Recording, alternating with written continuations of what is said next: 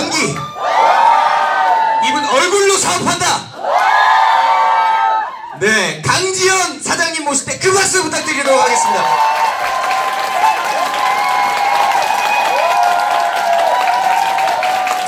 네, 안녕하세요. 강지연입니다.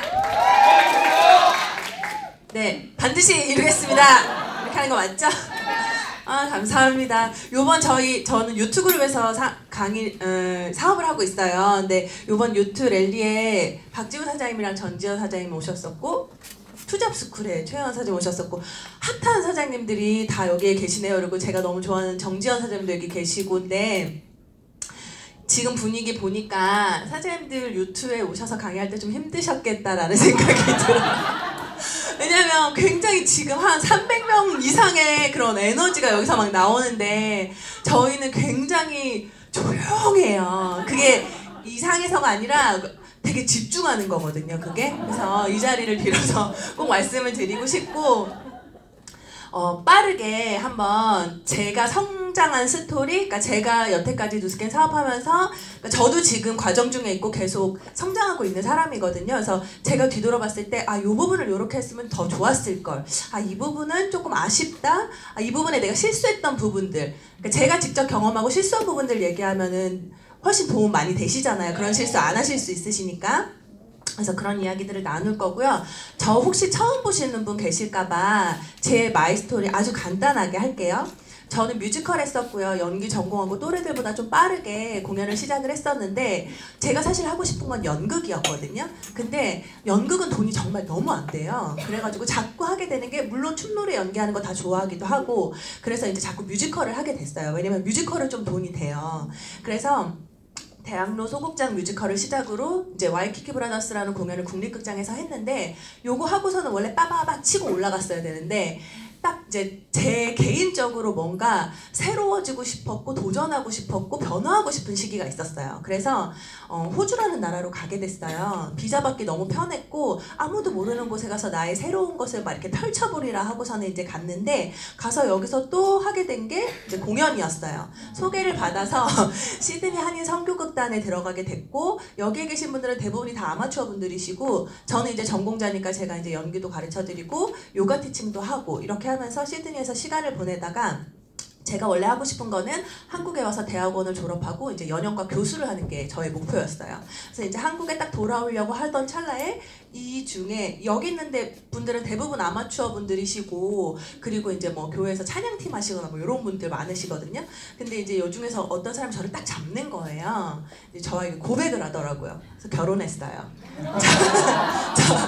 저희 남편이 저보다 10살 많아요. 제가 저 남편이랑 저랑 10살 차이 난다는 얘기 안 하면 사람들이 몰라요. 굉장히 동안이고 저는 되게 타고난 노안이에요. 저 항상 얘기하지만 교복 입고 택시 타면 물어봤었거든요. 어디 은행 다니냐고.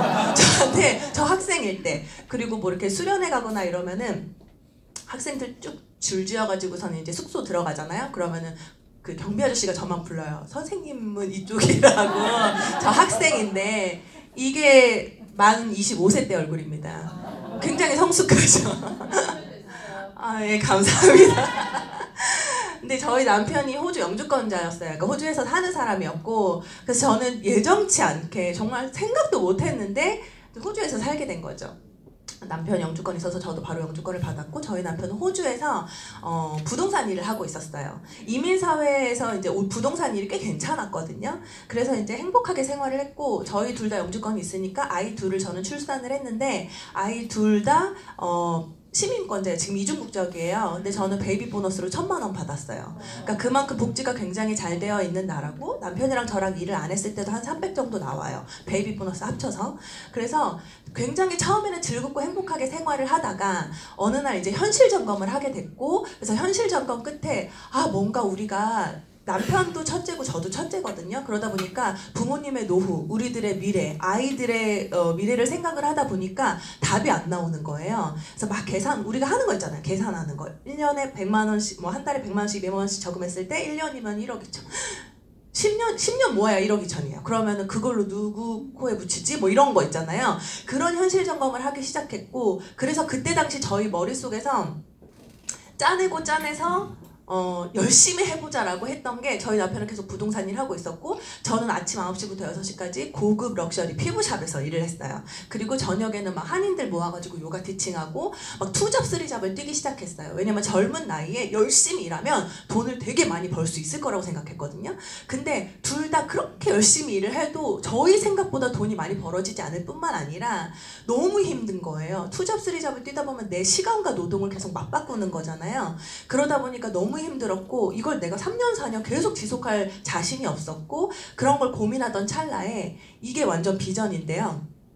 저한테 누스킨 사업을 전달해 주신 분은 나이가 60이 넘으시고 누스킨을 잘 모르세요. 그러니까 비전은 보셨어요. 여기 한국에 놀러 오셨다가 누스킨 사업을 이제 시작하신 친구분을 따라서 여기 연합강의장에 오신 거예요. 원래 호주에서 사시는 분인데 한국에 놀러 와서 이제 여기에서 강의를 들으시면서 저희 부부가 가장 먼저 생각이 났대요.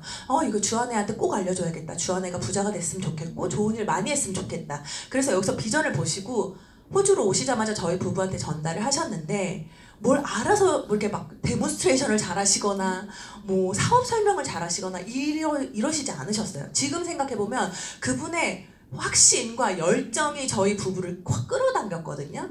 근데 사실 저희가 두 부부를 앉혀놓고 전달을 해주셨을 때 저희 부부의 반응이 완전 달랐어요. 왜 그렇게 달랐냐면 이분은 그 이야기 잠깐 스킵하고 이분은 이제 저희가 호주에서 되게 친하게 된 사람 중에 한 명인데 굉장히 성공자예요. 시드니에서 세 손가락 안에 드는 건설회사 CEO. 그럼 얼마나 부자겠어요? 근데 이 사람은 뭐 이렇게 뉴스에도 나오고 구글에 이름 치면 나오고요. 이런 걸 디자인하고 만드는 회사의 CEO예요. 이런 건물을. 근데 이 사람은 한국 나올 때마다 저희 만나고 되게 친하게 지내는 사람이거든요. 그러니까 제 주위에는 되게 신기한 게 저희 엄마도 부자가 아니고 저희 시댁도 부자가 아닌데 어렸을 때부터 제 주위에 꼭 한 명 정도는 이런 부자가 있었던 것 같아요. 근데 그래서 이 사람은 저희 부부의 누스킨을 떠나서 멘토 같은 사람이었어요.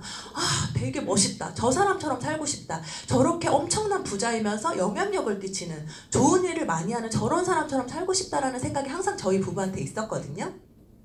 이거는 그냥 조금 다른 얘기인데 너무 웃긴 게 지금 생각해보면 무식하면 용감하다고 전 막 부자 이런 마음이 없었어요. 그냥 부자구나. 저 사람 멋있다. 이런 생각을 했기 때문에 우리 집에 놀러와 이러고 제가 초대를 한 거예요.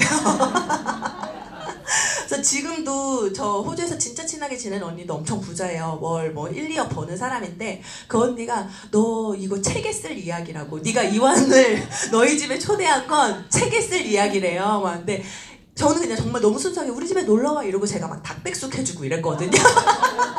그랬는데 이 사람이 이제 자기만 온 게 아니라 자기 와이프 뭐 초반에요. 저희가 이제 친해지기 전에 자기 와이프 뭐 그다음에 회사에서 오른팔 하는 역할 하는 이제 친구랑 그 사람의 와이프 막 엄청나게 좋은 막 옷을 쫙 빼입고 좋은 차를 쫙 끌고 저희 동네에 와서 저희 집에 딱 왔어요. 그때 당시 제가 시드니에 살았을 때 가장 꽂은 집이었거든요. 되게 오래된 하우스. 근데 저는 뭐 창피하고 부끄럽고 이런 게 없었어요. 그래가지고 우리 집에 놀러와 이래서 닭백숙 해먹고 이 사람이 이제 그럼 우리 집도 놀러 오래요. 그래서 그래 이랬어요. 그러고서 이제 남편이랑 갔는데 이제 남편은 호주에서 오래 살았기 때문에 막 어느 동네가 부자인지 이런 거 다 알잖아요. 이 동네 진짜 부자만 사는 동네라는 거예요. 그래서 그래 이러고서는 이제 근데 동네가 때깔이 다르긴 해요. 그래서 뭐지 이러면서 이제 들어갔는데 집에 들어가는데 집에서 폭포가 막 떨어지고 그리고 하우스를 들어갔는데 막 천장이 저 위에 있고 막 이런 거예요. 그 순간 제 닭백숙이 창피해지기 시작하더라고요. 내가 무슨 짓을 한 거지? 막 이러면서. 근데 그런 순수함 때문에 사실 이 사람 주위에 얼마나 이 사람의 그런 거를 이용하려고 친해지려고 하는 사람이 많겠어요. 근데 그런 게 전혀 안 느껴지니까 지금까지도 저희를 되게 좋아하고 친하게 지내거든요. 근데 이제 이 사람이 한국에 와서도 뭔가 우리한테 막 자꾸 트레이닝을 해주려고 해요. 근데 이제 이 사람이 왜 우리한테 되게 중요하냐면 무슨 얘기를 막 하다가 부자 아빠 가난한 아빠 책에 대한 얘기를 하는 거예요. 너무 그게 이제 물론 이 사람은 영어로 얘기를 해요. 근데 그 제목이 너무 신기하고 재밌었어요. 똑같은 아빠인데 누구는 부자고 누구는 가난하다라는 얘기가 너무 좀 뭔가 와닿았고 너무 궁금해서 그 책을 한국에서 오더해서 저희 남편은 다 읽었고 저는 읽기 전에 그 딱 사이에 저희한테 그 아까 얘기했던 그분이 누스킨을 전달을 해주신 거예요. 그리고 그때 당시에 우리는 고민을 하고 있었고 뭔가 더 좋은 게 없을까, 쓰리잡을 떼어봐도 방법이 없어, 뭐 이런 것들을 고민하고 있던 타이밍이 딱 맞았죠. 그래서 딱 전달받았을 때 반응은 둘이 완전 달랐어요. 왜냐면 저희 남편은 한번 제대로 알아보자라고 얘기했고 저는 남편이 아니었으면 사실 들으려고도 안 했을 거예요. 저는 딱 듣자마자 그거 나쁜 거 아니야? 다단계 아니야? 라는 엄청난 저는 고지식해요, 생각보다. 그래서 되게 귀도 딱 닫고 안 들으려고 했었는데 저희 남편이 한번 제대로 알아보자라고 얘기를 하는 거예요. 저희 남편을 제가 되게 신뢰하거든요. 그래서 그래, 그러면 남편이 얘기하니까 한번 알아나 보자 라고 생각을 했는데 그분한테 그래서 그럼 어떻게 돈이 벌리는 거고 보상을 설명해달라고 그랬더니 그런 건 지금 아는 게 아니래요. 모르시는 거예요. 모르셨던 거예요. 설명도 못 하셨던 거예요. 그냥 돈을 많이 번대요. 계속 그렇게만 열정적으로. 그래서 막 한국에 가서 제대로 알아보려는 거예요. 그래가지고 그러고 또 시간이 좀 지났어요. 그랬는데 어느 순간 그래, 알아볼 거면 한번 제대로 알아봐야겠다라는 생각이 들었고 답답함이 있었어요. 그때 당시만 해도 스마트폰이 저는 호주에서 가지고 있었는데 한국에서는 막 대중화되기 전이었거든요. 그러니까 뭐 유튜브라든가 뭐 이런 걸 알아볼 수 있는 시기도 아니었고 사실 우리 스마트폰 가지고 다닌 지 몇 년 안 돼요, 생각해보시면. 그쵸? 그래서 호주에서 1년에 한 번, 일주일에 한 번 딱 강의를 영어로 하는데 못 알아듣겠는 거예요, 제가. 그래서 한국에 저만 나왔어요. 알아보러, 누스킨을 사업을 알아보러. 그래서 이 연합 강의장에 앉아서 제가 그때 진짜 잘했던 건 지금 여기 혹시 초기 사업자분들 계시면 참고하시면 되게 좋을 것 같은데 제가 진짜 그때 잘했던 건 한국에 나와서 사람들한테 제가 한국에 나왔다는 거 얘기 안 하고, 왜냐면 나왔다 그러면 또 만나야 되잖아요. 얘기 안 하고 한 달 동안 저는 공부만 했어요. 여기에서 모닝스쿨 아침 11시 강의, 2시 강의, 뭐 저녁 8시 강의, LOI 스쿨, 뭐 갈바니 스쿨 뭐 있는 것들 있잖아요. 그런 시스템에 다 참여를 해서 이제 공부하고 알아보기 시작을 했고 제가 한 3번인가 딱 강의 듣자마자 이거는 우리 부부한테 너무 필요한 도구다라는 생각이 드는 거예요. 그래서 근데 떨어져 있었고 매일 화상 채팅을 남편이랑 하긴 했지만 그런 거를 이제 뭐 우리 한국에 나와야겠어 이런 얘기를 그냥 막 할 수는 없잖아요. 그래서 남편한테 원래 한 달 생각하고 나왔던 건데 여보 내가 3개월을 꽉 채워서 있어야 될 것 같아 라고 얘기를 하고 남편이 그러라고 했고 그래서 첫째 딸은 계속 공부만 했고요. 둘째 딸이랑 셋째 딸은 배운 대로 한번 해봤어요. 근데 나가서 막 사람들 만나고 데몬스트레이션만 한 게 아니라 강의 듣고 나가서 데몬스트레이션하고 강의 듣고 나가서 초대하고 이런 식으로 배움과 행동을 같이 했거든요. 이게 왜 중요하냐면 처음에 몇 번 듣고 열정으로 이거 괜찮은 것 같아 나 해야지 하고 만약에 밖에 나가서 내가 채우는 시간 없이 계속 뛰기만 하면 준비 운동 없이 우리가 왜 복싱할 때 계속 체력 단련 하잖아요. 막 줄넘기 하고 막 허리 풀고 잽잽 이런 거 하다가 나중에 링 위로 올라가거든요. 그거를 반복을 해야 되는데 같이 동시다발적으로 반복을 해야 되는데 좀 할 수 있을 것 같아서 계속 링 위에만 올라가면 얻어 터져요. 그리고 만신창이가 돼서 집으로 가요. 그래서 이 두 가지를 동시에 같이 해야 되는 게 너무너무 중요하다라는 걸 그때 저는 깨달았고 지금 혹시 내가 GB하는 게 힘드신 분이 있으시다면 데몬스트레이션 횟수를 점검을 해보시면 데몬스트레이션 횟수가 현저히 적으실 거예요. 만약에 데몬스트레이션을 진짜 내가 많이 하고 있는데 GB가 어렵다? 그러면 뭔가 잘못이 있겠죠? 만약에 열심히 데몬스트레이션 하고 네 생각해보세요 그러면 이러고 나온다거나 그러니까 마무리가 안 되는 거죠. 데몬스트레이션을 했으면 마무리를 꼭 하셔야 되는데 그냥 네 그럼 생각해보시고 연락주세요 이거는요 마무리를 안 하고 나온 거거든요. 그러니까 뭐 그런 문제점이 있다든지 아니면 내가 뭐를 잘못하고 있는지를 스폰서장님이랑 점검을 하시면 그것만 점검하시고 이제 바꾸시면은 데몬스트레이션을 많이 하는데도 GB가 어렵다? 이거는 사실 뭔가 문제가 있는 거거든요. 그래서 배우고 데몬스트레이션하고 배우고 초대하고 했더니 두 번째 달에 3,000포인트, 세 번째 달에 6,000포인트 이렇게 되는 거예요. 그래서 호주에 가서 남편한테 그 남편도 뭔가 얘가 한국을 가더니 막 뭘 하고 있고 결과를 막 내고 있고 하니까 의아했겠죠? 그래서 이제 호주에 가서 여보 이러이러해서 한국이 확실히 호주보다 우선은 굉장히 빠를 수 있을 것 같다. 왜냐면 나는 언어적인 한계도 있고 호주에서는 한인 사회가 워낙 좁다 보니 한 다리만 건너면 다 알거든요. 그래서 한국에 나와서 같이 초반에 좀 이렇게 하면 좋을 것 같다라고 얘기를 하고 저희가 이제 한국에 나와서 부부 사업자로 하고 있고요. 그래서 이제 블루 다이아몬드라는 직급까지 달성을 했어요. 네,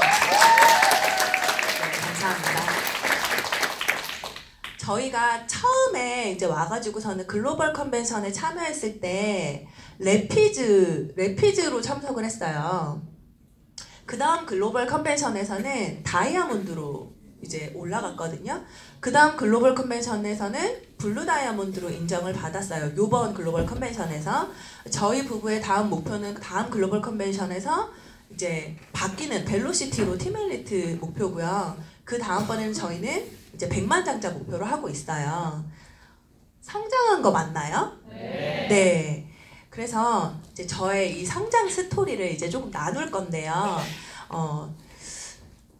처음부터 딱 시작을 해서 지금까지 쭉 성장하지만은 않았어요. 그러니까 왜 우리가 주식 보면요. 오를 때 이렇게 안 오르고 이렇게 오르잖아요. 이 중간을 보면요. 이런 게 있다는 거예요. 이해되시나요? 누구나 처음부터 시작해서 쫙 이렇게 올라가지 않아요. 분명히 이 안에서도 올라갈 때가 있고 내려올 때가 있는데 중요한 건 올라갈 때는 막 신나가지고 사람들한테 나 누스케 사업 진짜 잘 된다고 같이 하자고 막 이러는데 사실 내가 살짝 떨어질 때는 막 오만상을 찌푸리면서 내가 지금 누스케 사업이 굉장히 안 되고 있다는 걸 티를 내면 나한테도 되게 손해지만 다른 사람한테도 굉장히 피해를 주는 거거든요. 그래서 초기 사업자분들이 조금 실수 많이 하시는 게 SNS 많이 우리 활용들 하시는데 SNS에 어느 날 대문글에 가치를 못 알아보는 인간한테 설망할 필요가 없다. 뭐 이런 글을 올리시는 분이 있어요. 그러면 저는 그런 걸 볼 때마다 어떻게 뭐 이런 생각을 들거든요. 왜냐면 누가 봐도 이 사람 뭐 뉴스킨 전달했다가 실패했구나. 이 사람 힘들구나라는 게 너무 티가 나잖아요. 오늘은 우울 모드 막 이런 거 막 올리시고 그러면은 흔들리는 가지에 그 새가 절대 앉지 않아요. 이 사람 너무 흔들리고 있구나. 이 사람 굉장히 힘들구나가 보이는데 누가 와서 그 가지에 앉고 싶겠어요? 그쵸? 그래서 그게 굉장히 중요하고요. 사업자의 자세를 갖추면 이 누스킨 사업은 거의 뭐 80% 이상 해결이 된다. 뭐 이게 거의 다다라는 얘기 많이 들어보셨죠? 사업자의 자세에 대한 이제 이야기를 할 때 저는 제가 되게 많이 깨달은 시간이었어요. 이게 뭐였냐면 이 친구는 저희 남편이 오랫동안 담당했던 그 장애부 부서 학생이에요. 근데 이 친구, 그러니까 저희 남편 한국 오자마자 또 장애부 그걸 하더라고요, 봉사를. 그래서 저희 남편한테 제가 아니 다른 봉사도 많은데 왜 꼭 굳이 이 부서를 항상 맡는 거야? 이러고 물어봤더니 자기가 얻는 게 훨씬 많다라는 거예요. 그래서 그래? 그럼 그냥 그러고 말았었는데 한번 제가 따라갔다가 저도 굉장히 많은 걸 진짜 깨닫고 얻고 왔거든요. 그러니까 저희가 몸이 불편한 친구들한테 몸으로 도움을 주는 거는 극히 작은 일부분이고 이들한테 마음으로 받는 도움이 너무 큰 거예요.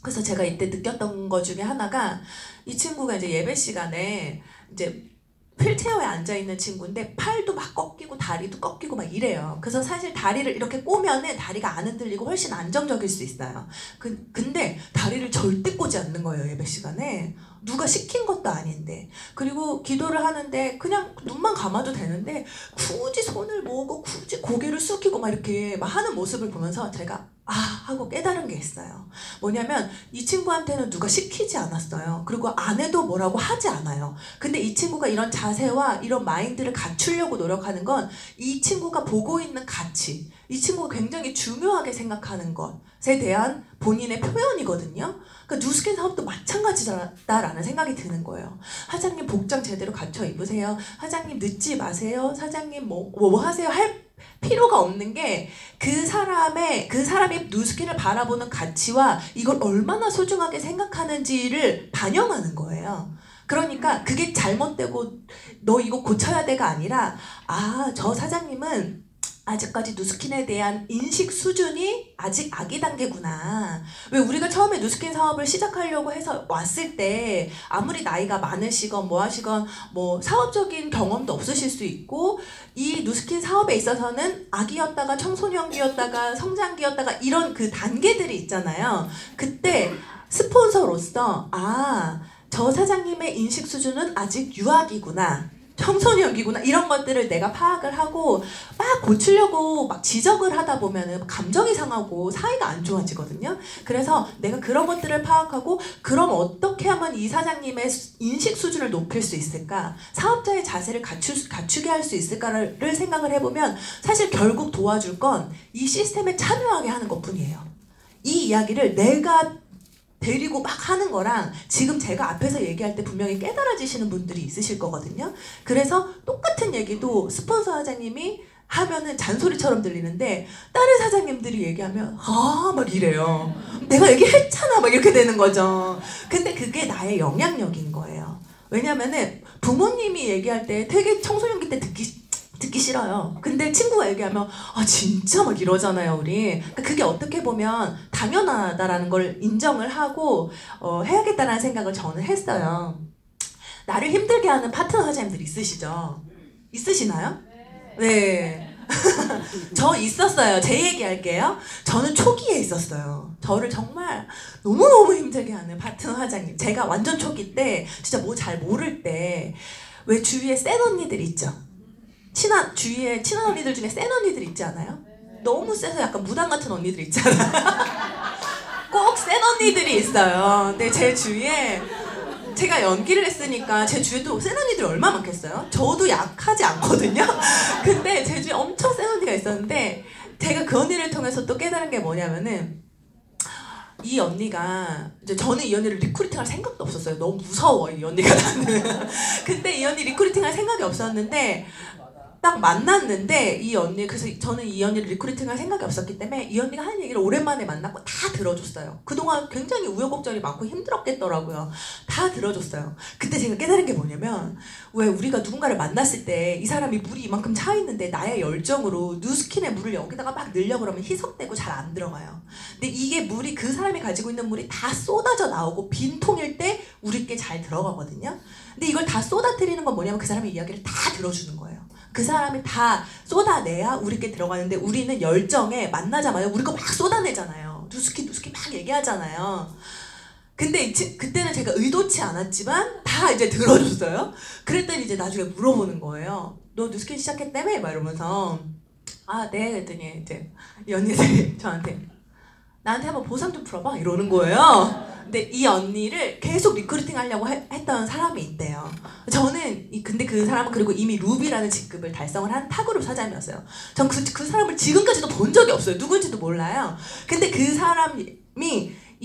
사장님이 이 언니를 말을 너무 잘하니까 리크루팅 하고 싶었나 봐요. 근데 전화로 또 그분이 한 실수예요. 우리 전함 사업 설명하면 안 되죠? 계속 전화를 해가지고서는 막 얘기를 한 거예요. 언니 이거 꼭 해야 돼. 나 빨리 만나 막 이랬나 봐요. 그랬더니 이 언니는 난 너랑 할 생각 없고 만날 생각도 이제 없는 거죠. 그랬는데 오랜만에 저를 만났는데 저는 좀 달랐나 봐요. 그러니까 저한테 보상 설명을 해보래요. 그리고 자기가 만약에 걔랑 해가지고서는 잘 되면 배 아플 것 같은데 너랑 하면 내가 박수 쳐줄 수 있을 것 같아. 뭐 이러는 거예요. 그러면서 한번 보상을 풀어보래요. 그래서 제가 그때 이제 초기였고 아무것도 몰랐지만 제가 이제 배운 대로 이렇게 되고요. 그래서 뭐 이렇게 막 설명을 했어요. 들이 성공하겠다. 이러는 거예요. 그러더니 되겠는데? 느낌 온다. 야, 나 할래. 이러는 거예요. 무서운 거예요. 하겠다 그래서 무서운 거예요. 그래서는 네 이제 이랬는데 그래서 이제 시작이 됐어요.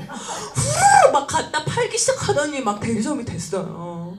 근데 이제 그때부터 저의 고통은 시작이 됐죠.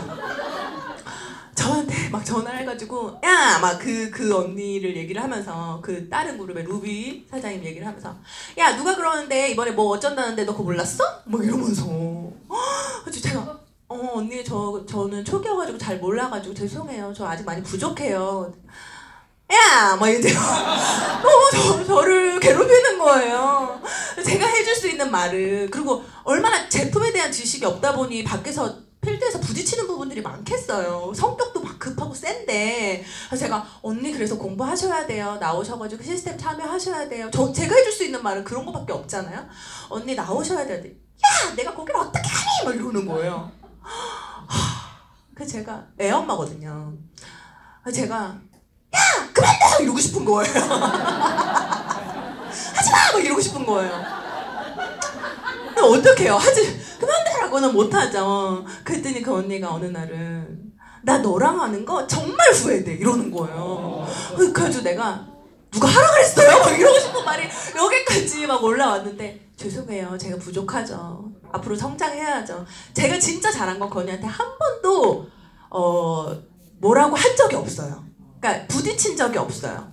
계속 겸손한 모습으로 언니 제가 많이 부족해요. 그리고 끊고 나서 막 울고 막 분노의 눈물. 그런데 이렇게 나를 힘들게 했던 이 파트너 사장님이 저를 가장 많이 성장시켰어요. 지금은 물론 사업하지 않아요. 근데 지금도 굉장히 매니아고 제 서클 GB 안에서 500 이상을 하는 매니아고요. 이미 뭐 소비자들도 어느 정도 형성을 해놨기 때문에. 근데 이 사장님이랑 저랑 지금 가장 활발하게 하고 있는 제 1대 사장님이랑 이렇게 셋이 원래 아는 사이였는데 지금 1대 사장님이랑은 저랑 이제 연락이 끊겨서 오랫동안 못 봤는데 이 언니 때문에 다시 연결이 된 케이스예요. 그러다 이 언니는 안 돼서 롤업이 됐죠? 그래서 저는 지금 그냥 저를 아무리 힘들게 했어도 그냥 너무 고마워요. 지금도 전 굉장히 잘 지내요. 지금도 가끔 저는 찾아가서 인사하고요. 언니 타 네트워크도 가셨더라고요. 여러 가지를 옮겨 다니시면서 굉장히 마음이 아파요. 근데 어쨌든 그래도 사이 굉장히 좋고 지금도 누구 막 소개시켜주고 이러긴 해요. 그래서 나를 지금 되게 힘들게 하는 파트너 사장님이 있다면 걱정하지 마세요. 내가 성장할 수 있는 나를 위한 선생님인 거예요. 그래서 굉장히 그분도 노력하고 계시는 거거든요. 나의 성장을 위해서. 그래서 오히려 감사해 하시고 저분 때문에 내가 진짜 많이 성장하는구나 라고 생각을 하시면 그리고 그거를 이겨내시면 나는 굉장히 큰 그릇이 되실 거예요. 그래서 내가 겪는 지금 내가 되게 최악이라고 생각하는 이 최악의 경험이 훗날 내 파트너한테 귀한 약재료로 쓰일 수가 있어요. 맞아요 사장님. 막 저도 예전에 그런 적 있어요. 막 힘들어하는 파트너한테 사장님 저도 예전에 그런 적이 있는데요. 이러이러해서 저 나중에 오히려 이렇게 됐거든요. 이렇게 얘기를 내가 해줄 수 있고 상담을 해줄 수 있는 귀한 약재료가 될 수 있고요. 지금 중요한 건 환경이 아니라 지금 나의 상태를 점검을 하셔야 돼요. 뭐 때문에 힘들고 누구 때문에 힘든 게 아니라 지금 내가 어떤 상태지? 지금 내가 데몬스트레이션 하는 거, 초대하는 거, 내가 지금 어떤 거에 집중하고 있지? 라는 거를 점검을 하시면 되고요.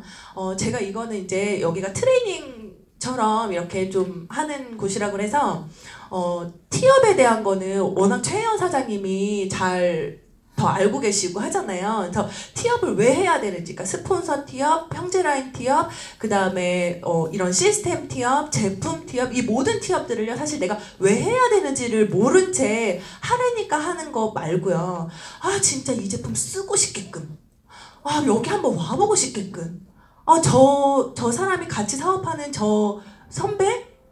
뭐라고 불러야 될지 모르겠지만 스폰서라고 표현하면 외부 사람들은 되게 약간 좀 이렇게 이상하게 생각하거든요. 왜냐면 연예계 쪽에서도 야, 저 배우 스폰서가 쟤네매? 이렇게 표현을 하잖아요. 스폰서에 대한 단어를. 그래서 함께하는 저 사람 굉장히 밝아 보이고 뭔가 성공자 같은데 내가 어떻게 티업하느냐에 따라서 달라질 수 있다는 거죠.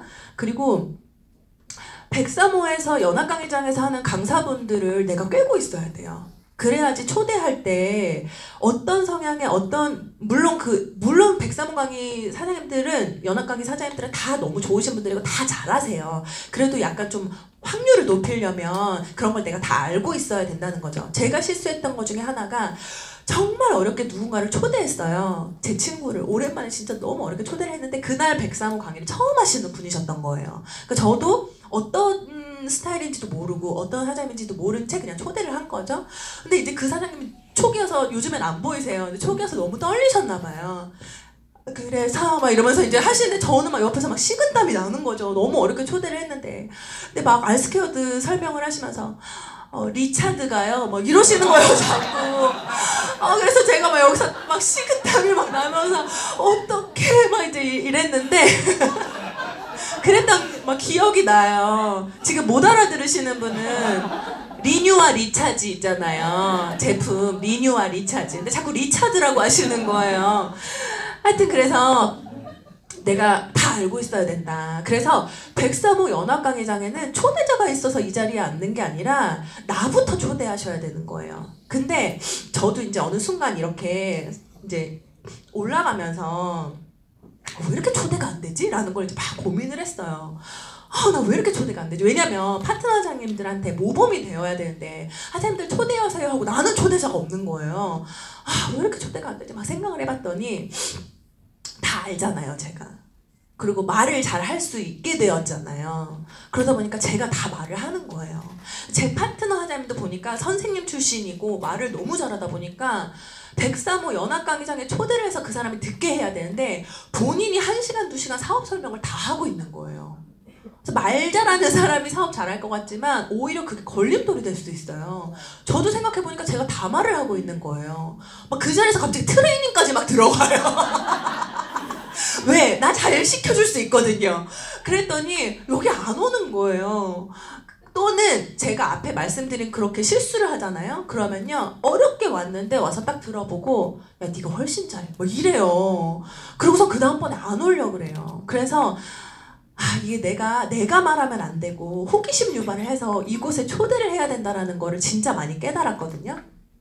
자, 애프터 우리가 랠리 가서도 애프터 하죠. 강의 듣고 요런 강의 듣고도 하여튼 강의 듣고 애프터하고 뭐하고 애프터하고 모임 있고 애프터 우린 계속 애프터를 하잖아요. 이거는 굉장히 선진 문화인 거 아시죠? 왜 외국 영화 보면은 막 저는 마약 중독자였어요 막 이러면서 둥그렇게 모여가지고 저는 얘기하잖아요. 뭔지 아시죠? 저에겐 아픔이 있어요 뭐 이런 얘기 하면서. 근데 외국 사람들은 그게 그래서 너무 자연스러워요. 근데 우리는 그게 이제 자연스럽지가 않은 거예요. 교회 다니시는 분은 좀 자연스러울 수 있어요. 왜냐면 예배 드리고 은혜를 나누거든요. 모여서 둥그렇게 모여 앉아서. 근데 이게 좀 어색하시고 이제 왜 해야 되는지를 모르시는 분들은 이게 진짜 중요해요. 그러니까 강의보다 사실은 강의도 너무 중요한데 그 후에 이 애프터 자리가 정말 중요한데 이게 왜 중요한지 이걸 내가 왜 해야 되는지를 모르면 자꾸 실수를 반복을 하게 되거든요. 예를 들어서 이런 거예요. 랠리 끝나고 애프터를 했어요. 근데 네. 저는 처음 거는 늦게 와가지고 제가 잘 못 들었고요. 이런 얘기를 할 필요가 없어요. 내가 늦게 왔다는 걸 왜 알려줘요, 사람들한테? 근데 습관적으로 그렇게 얘기하시는 분들 있어요. 제가 오늘은 일이 있어서 첫 강의는 못 들었고요. 두 번째 강의는 뭐 이러면서 앞에 얘기는 하시면 그리고 하실 필요도 없지만 하시면 안 돼요. 왜냐면 주위 사람들한테 부정적인 거를 내가 지금 얘기하고 있는 거거든요. 저 사람 늦게 왔구나. 늦게 와도 되는구나를 학습시켜주고 계시는 거예요. 그리고 오늘 사장님은 정말 너무 잘생기셨고 말투도 되게 좋으시고 오늘 강의 들으면서 보니까 제스처도 굉장히 좋으시고 화술이 굉장히 뛰어나시더라고요. 그러니까 강사를 판단하시는 애프터를 하시는 분들이 있어요. 강사분을 판단하실 필요는 없어요. 그러니까 애프터는 왜 하는 거냐면 내가 얘기를 했을 때 누가 가장 먼저 들을 것 같으세요? 나예요. 내가 얘기하는 게 가장 먼저 나한테 들리고요. 내 뇌 속에 먼저 인지가 돼요. 그래서 강의 들으면서 내가 깨달은 부분들 있잖아요. 저 부분 내가 실수했던 부분이네. 나 이제 이렇게 해야 되겠다. 저 사장님 너무 도전된다. 저렇게 해서 결과를 내셨구나. 그럼 나도 저걸 한번 적용해 봐야겠어. 라고 그 얘기를 하시면서 결단하시면서 나한테 뇌 속에 집어넣는 자리이기도 해요. 그래서 긍정적인 얘기, 앞으로 내가 어떻게 할 것인가에 대한 이야기, 내가 배운 거 이런 거를 얘기를 하셔야 되거든요. 근데 또 반성만 하시는 분이 있어요. 참회의 시간이 아니에요, 애프터는. 그래서 제가 이걸 못했고요. 제가 들어보니까 이것도 안 됐고요. 물론 그것도 이제 깨닫는 시간도 중요하지만 앞으로 내가 어떻게 할 것이고 나의 목표는 그래서 무엇이고라는 거를 얘기하는 게 좋고요. 쉽게 생각하면요. 자, 내가 너무 어렵게 누군가를 초대했어요. 그래서 그분이 랠리에 왔어요. 그래서 같이 참여를 했어요. 그래서 형제라인 사장님들이랑 스폰서 사장님이랑 막 내 파트너 사장님들이랑 이렇게 모여가지고 애프터를 하는데 과연 이들이 내 파트너 사장님, 내 새로운 파트너 사장님이나 내 초대자한테 무슨 얘기를 해줬으면 좋겠는지에 대한 마음이 있죠. 아, 저 사장님은 이런 전적이 있고 이런데 이거 얘기해줘서 이 사람이 좀 도전받았으면 좋겠다 하는 얘기들이 있잖아요. 그 얘기를 애프터 때 하시면 돼요. 내가 초대자가 없더라도. 무슨 얘기인지 이해되시나요? 근데 나는 막 누구 어쩌다 초대해오면 저 사람 왜 저렇게 얘기해? 막 이러면서 막 불만이 생기는데 내 초대자가 없으면 나는 그냥 막 그 전에 하던 대로 막 하시게 되는 경우가 많거든요. 그래서 애프터를 왜 해야 되는지에 대한 생각을 잘 하셔야 되고요. 우리 사업은 윈윈 사업이잖아요. 맞나요? 네.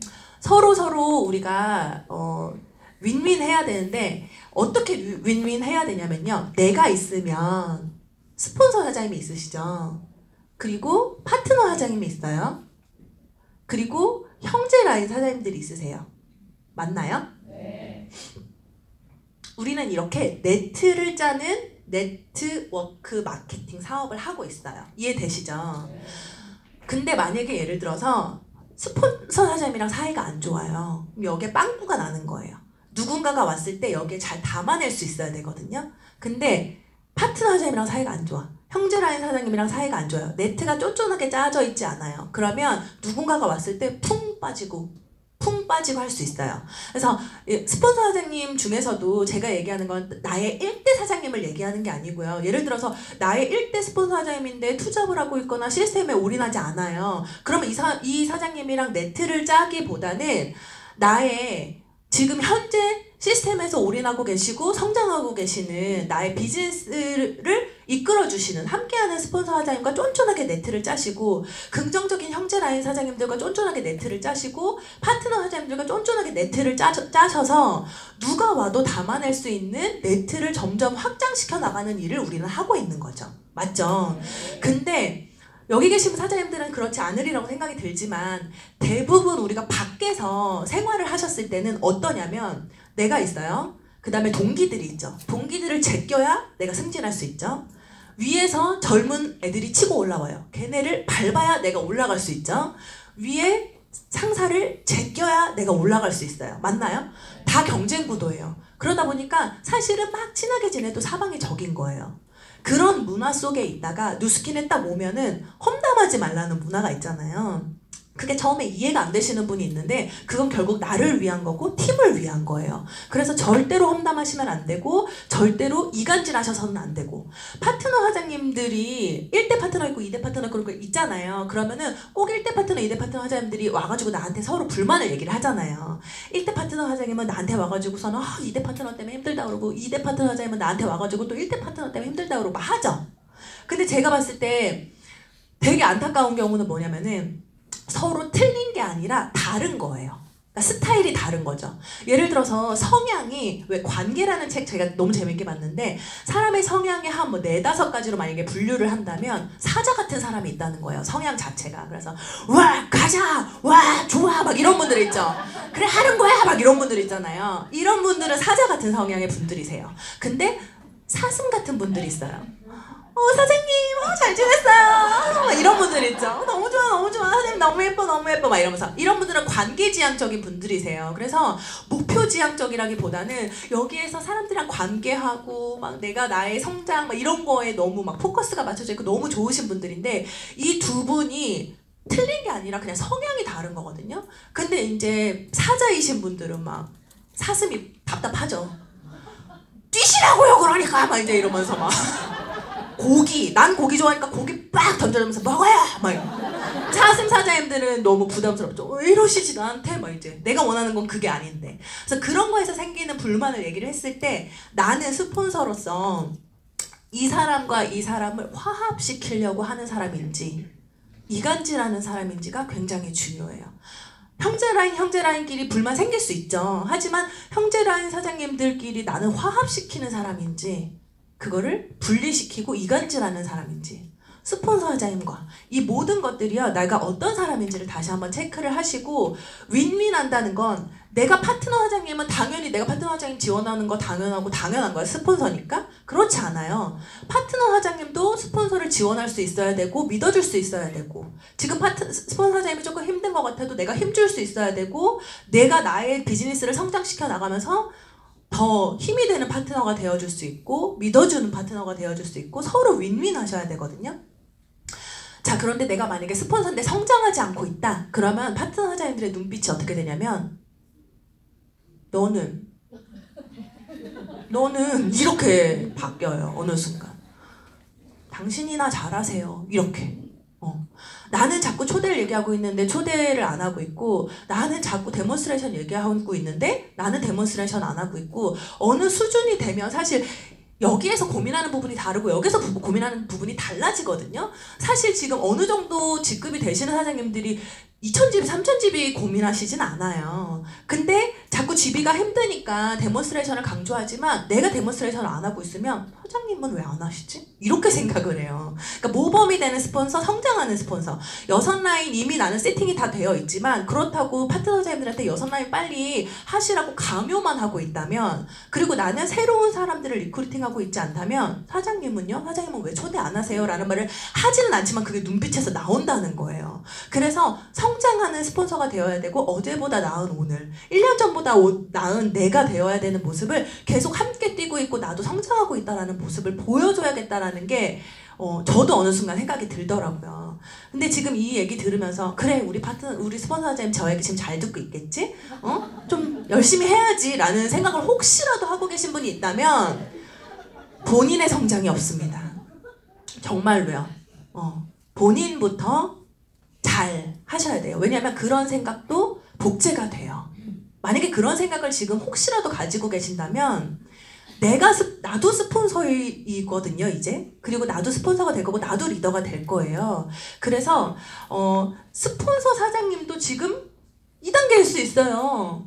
그럴 때 지금 팀 분위기가 만약에 서로 으쌰으쌰 하면서, 스폰서도 성장하고 있고 나도 성장하고 있고 지금 막 성장하고 있어서 잘 될 때 믿어주고 기뻐해주고 와 하는 거는요, 어느 그룹이든 다 해요. 그렇지 않나요? 막 잘 되는데 누가 막 그렇게 못해요? 근데 만약에 안 되는 분위기일 때 있죠. 막 저 팀은 막 갑자기 성장하는 것 같고 잘 되는 것 같고 한데, 우리 팀은 사실 살짝 기 빠져 있는 것 같아.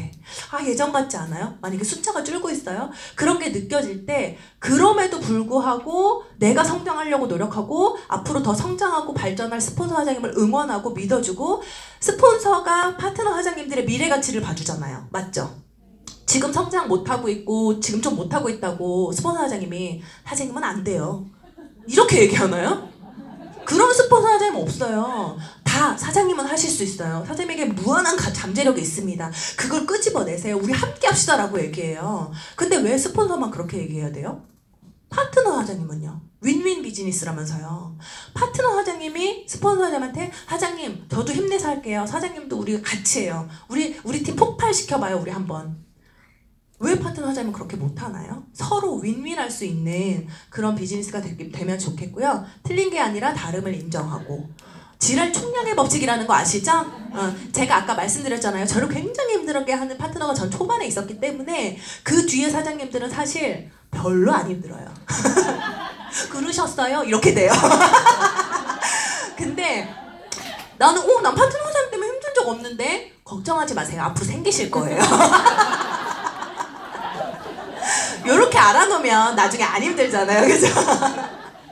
그래서 어디까지를, 예를 들어서 백만장자라는 그 길, 그러니까 지금 앉아 계신 분들은 다 100만 원 벌려고 이 자리에 앉아 계신 분들은 아니잖아요. 그럼 내가 어느 정도까지 가는 그 기간 안에 느끼는 고통의 총량, 내가 겪어야 하는 거, 이 모든 것들이 총량의 법칙에 의해서 초반에 막 겪으신 분들은 뒤에 쉽게 가실 수 있고, 그리고 처음에 막 쉽게 가시고 빠르게 가시는 것 같다가 나중에 다지는 시간이 있으신 분들이 있으시고, 다 다르시거든요.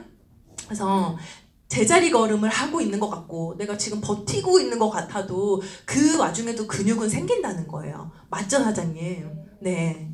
그래서 어떤 한 기자의 인터뷰가 있어요. 이 얘기하고 이제 마칠 건데, 어떤 미국에서 기자가 조사를 한 거예요. 그래서 2명을 인터뷰를 했어요. 그래서 그 주에서 가장 성공한 사람, 그리고 그 주에서 가장 처참하게 사는 사람을 인터뷰를 했어요. 이 성공한 사람 막 돈적인 거, 명예적인 거, 인격적인 게 엄청나게 성장을 했고 성공을 했고 되게 뛰어난 사람이고, 한 남자는 마약 중독에 뭐에 막 인생에 거의 이제 사람들이 실패자라고 얘기하는 사람이에요.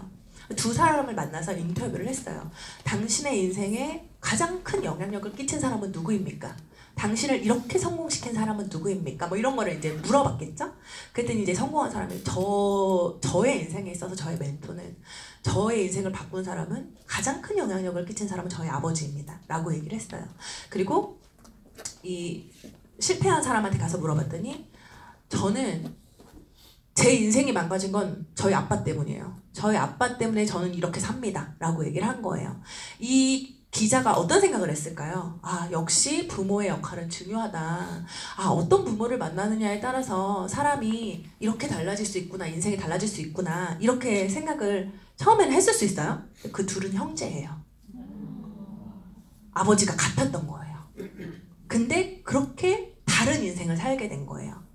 누구는 술주정뱅이 아빠, 망나니 같은 그런 삶을 살고 있는 아빠 때문에 똑같이 내 인생이 이렇고 당신 때문에 내 인생이 이렇게 된 거야 하고 무너졌지만, 어떤 사람은 그 아버지가 나의 원동력이 됐고 내가 성공할 수 있는 힘이 된 거예요. 그래서 중요한 건 뭐냐면은, 스폰서 사장님 때문에, 시스템 때문에, 사실 시스템은 탓할 게 없어요. 한국만큼 잘 되는 데가 진짜 없거든요.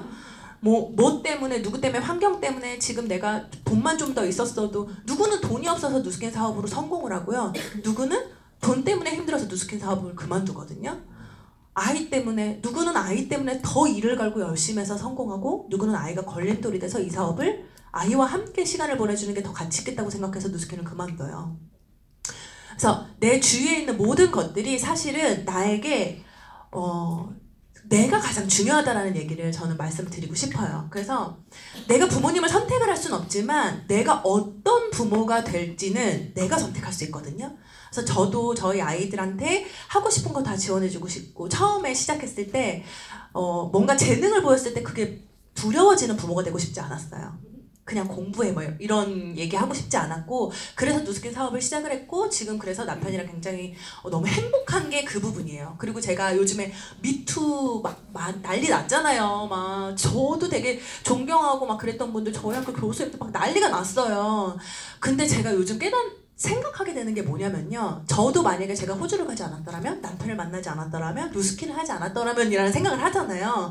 그럼 저도 여전히 계속 공연을 하고 있을 거거든요.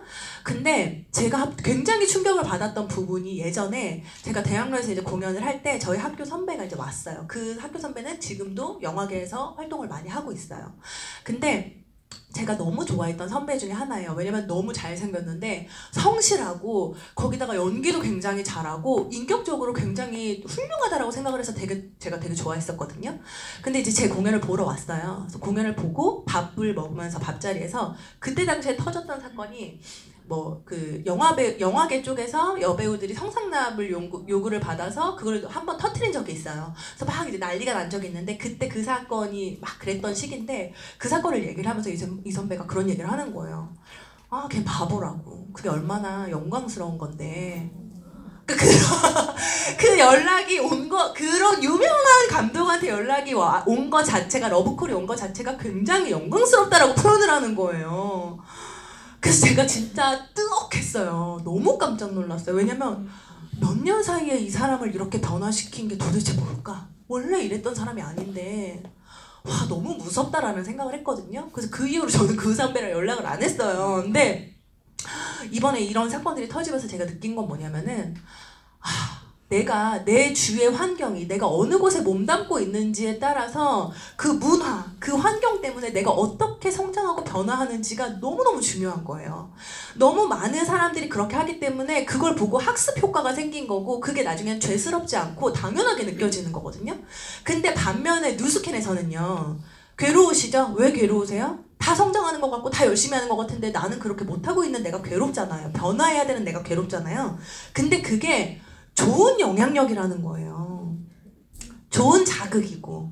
이곳에서의 문화와 밖에서는 정말 완전 진짜 또 다르구나를 한 번 더 느끼면서 내가 이곳에서 좋게 성장하고 있고 막 바르게 성장하고 있는 게 정말 너무 감사하더라고요. 그래서 지금 제 얘기 들으시면서 그래서 누구는 몰라요. 당연히 그렇게 하면 당연히 성공하겠지. 열심히 하면 당연히 열심히 해야죠. 근데 안 되는 걸 어떻게 해요? 라고 지금 생각하시는 분이 있어요. 가장 힘든 건 내가 변화해야 되는 부분이거든요.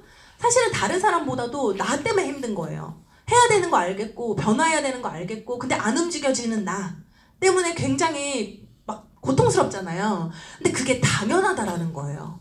사람이 변화를 하는 데는 4가지 단계를 이 세상 누구나 다 거친다는 거예요. 첫 번째는 무결심 무실행 1단계예요. 내가 뭘 변해야 되는지, 내가 뭘 바꿔야 되는지, 내가 내 인생에서 뭐가 지금 바뀌어야 되는지도 모르고 인식하지 못하는 단계. 두 번째는요, 내가 이거 바꿔야 되는구나, 이거 내가 노력해야 되는구나, 내가 이거 변화해야 되는구나는 알아요. 하지만 움직이지 않는 단계. 움직여지지 않는 단계. 3단계는요, 변화해야 되는 것도 알고 그래서 내가 결심해서 의도적인 노력으로 움직여서 무언가를 변화시켜 나가려고 하는 단계. 4단계는요, 나 생각도 안 하고 결심도 안 했는데 이미 난 그렇게 하고 있어요. 잠재의식 속에 들어가고 내 몸도 그거를 익혀서 나는 그거를 막 하고 있는 단계. 사실 우리가 원하는 건 4단계예요. 맞죠? 탱커 내가 체크하지 않고 탱커 내가 맨날 의도적으로 노력하지 않아도 난 이미 하고 있는 단계. 사람들을 만나서 데몬스트레이션을 하고 있고 사업 설명을 하고 있고 우리가 생각하는 사업 설명 4사분면 쫙 그려가지고 설명하는 게 아니라 자연스럽게 호기심 유발하고 사업에 대한 이야기를 하고 있는 단계. 자연스럽게 초대하고 있는 단계.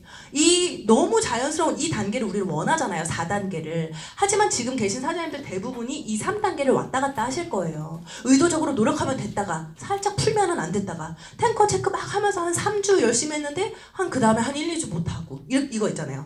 2, 3, 2, 2, 2, 3, 2, 2, 2, 2, 2, 2, 2, 2, 3 요렇게 하고 계실걸요? 맞죠? 너무 잘 알죠? 저도 그렇거든요. 근데 이게 자꾸 나를 너무 막 이렇게 강조한 너 왜 그거밖에 안 되니? 너 바보야. 병신이야. 막 이러면서 저 사장님들은 저렇게 하고 있는데 너는 아직도 그 자리니? 막 이러면서 나 자신을 너무 질책하잖아요. 그러면 세상 그렇게 우울해질 수가 없어요. 그리고 다른 사장님들과 나를 비교하는 순간 굉장히 우울해져요. 난 여태까지 뭐 했지? 난 안 되는 인간인가? 내가 그렇지 뭐 이러면서 되게 부정적이게 되거든요. 그래서 이게 당연한 거구나. 사람은 이게 당연한 거구나. 근데 내가 2, 3단계를 계속 왔다 갔다 하면서 노력을 하다가 어느 순간 4단계가 되는 순간 나는 성공자의 위치에 있겠구나. 근데 어느 일을 하면서 이런 단계를 우리가 노력을 하나요? 나 자신을 위해서, 나의 성장을 위해서. 저는 그래서 누스킨이 너무 멋있어요. 예를 들어서 복권에 당첨되거나 아니면 갑자기 1억 천금을 막 갖게 된 사람들은 인생이 망가지는 이유가 뭐예요?